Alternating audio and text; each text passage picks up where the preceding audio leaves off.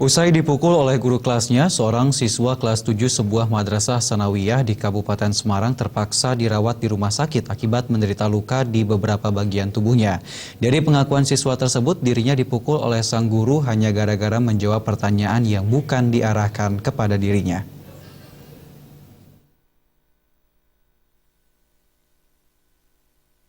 Ahmad Rifai, siswa kelas 7 Madrasah Sanawiyah, Miftahul Khoirot, Kabupaten Semarang sejak beberapa hari ini, mendapatkan perawatan serius di ruang cempaka Rumah Sakit Umum daerah RSUD Unggaran, akibat menderita sejumlah luka memar pada bagian wajah dan mata. Luka ini ia dapatkan akibat dipukul oleh salah satu gurunya pada saat jam pelajaran berlangsung.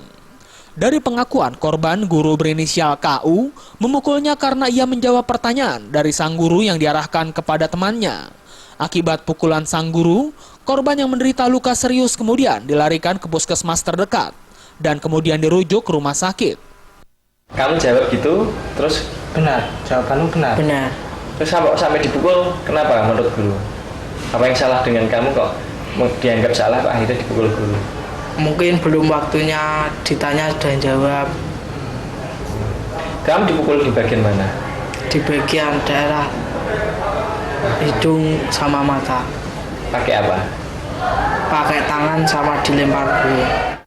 Menurut keterangan dokter, korban mengalami cedera kepala ringan dan cedera mata yang diakibatkan sebuah benturan langsung pada bagian kepala.